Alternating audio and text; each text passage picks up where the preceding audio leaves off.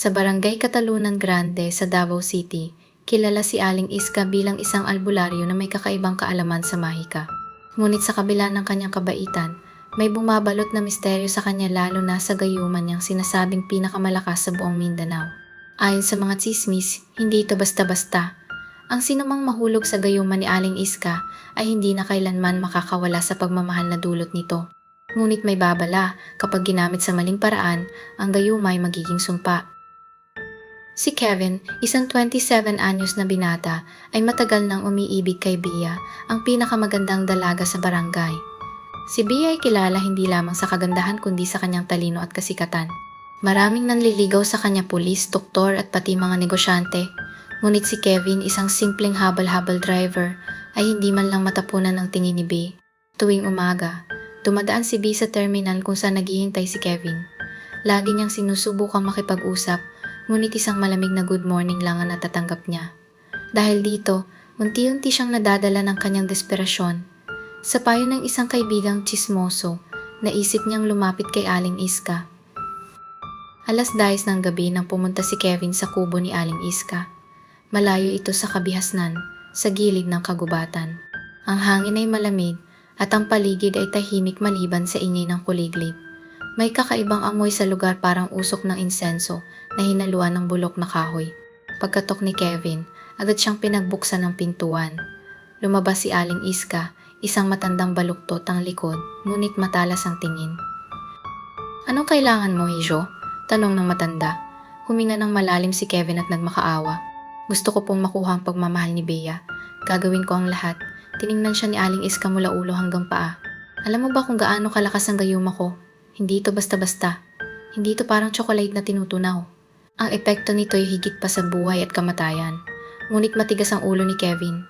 "Kahit ano po, wala na akong pakialam. Basta't maging akin siya."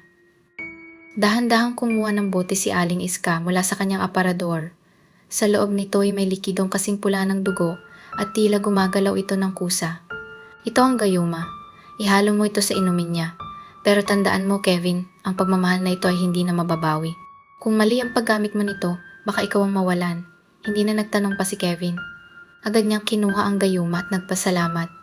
Pero hindi niya alam, sa sandaling iyon, nagsimula nang gumalaw ang isang sumpang matagal nang natutulog. Kinabukasan, sinadya ni Kevin na dalhan ng milk tea si Bea habang ito'y nagpapahinga sa barangay hall. Dito niya lihim na inihalo ang gayuma. Hindi nagtagal, nang simulan ni Bea ang pag-inom, napansin ni Kevin ang pagbabago. Bigla siyang ngumiti kay Kevin, isang ngiting puno ng lambing at pagmamahal. Tumayo ito at niyakap siya sa unang pagkakataon. "Kevin, bakit ngayon lang kita napansin?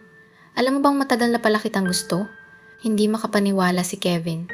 Para siyang nanalo sa loto.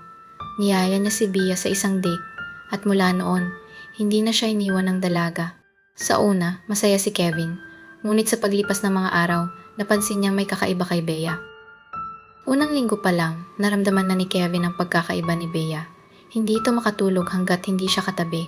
Hindi ito kumakain hanggat hindi niya sinasabayan. Kapag si Kevin ay alis, si Bea ay laging nakasunod kahit pa sa palengke, simbahan o kahit sa banyo. Palagi itong nakatitig sa kanya, hindi kumukurap at laging may ngiting pilit sa mukha. Isang gabi, habang natutulog si Kevin, nagising siya nang maramdaman niyang may humahaplos sa kanyang buhok.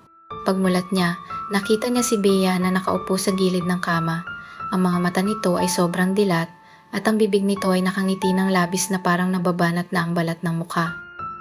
"Kevin, ikaw lang ang gusto ko. Huwag kang aalis, ha?" Sa sobrang takot, nagkunwari siyang natulog ulit. Pero mula noon, hindi na niya maalis sa isip ang kakaibang tingin ni Bea. Habang tumatagal, lalong lumalala ang sitwasyon. Isang araw, nakita ni Kevin na hindi na nagmumukhang tao si Bea. Ang balat nito ay maputla na parang bangkay at ang mga kuko nito ay tila tumutubo ng mahaba. Ngunit patuloy pa rin ang dalaga sa pagsunod sa kanya kahit anong oras ng araw. Minsan, habang nagmamaneho ng habal-habal si Kevin, bigla na lamang lumitaw si Bea sa likuran niya kahit alam niyang naiwan ito sa bahay. Nakangiti pa rin ito. "Kevin, mahal kita."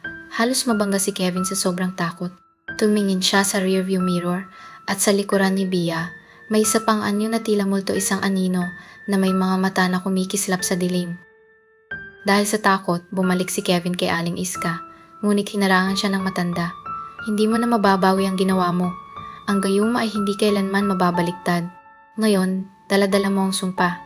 Hanggang sa kamatayan, mamahalin ka niya. Pero tandaan mo, hindi lang siya ang bumalik. May ibang puwersa na rin ang sumama sa kanya. Lumuluha si Kevin habang nagmamakaawa. Ngunit sa sandaling iyon, narinig nila ang isang malamig na boses mula sa dilim. Kevin, sino ang kausap mo? Si Bea, nakatayo sa labas ng kubo, pero hindi na ito mukhang tao. Ang mga mata nito ay puting-puti at ang balat nito ay may mga sugat na tila nabubulok. Sa likod niya, may isang malaking anino na mukhang halimaw nakatitig kay Kevin. Simula noon, hindi na muling nakita si Kevin ng mga taga-barangay. Ngunit sinasabing tuwing hanting gabi, makikita sa bintana ng bahay ni Kevin ang kanyang anino, kasama si Bea, parehong nakangiti at nakatitig sa isa't isa. Sa labas ng bahay, may naririnig na bulong na paulit-ulit. Mahal kita, Kevin. Hindi kita iiwan, kahit kailan.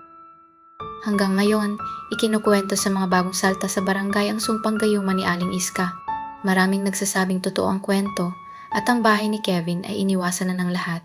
Isa lang ang tiyak, kung ikaw ay papasok sa mahiwagang mundo ng gayuma, dapat handa ka sa mga kahihinatnan nito.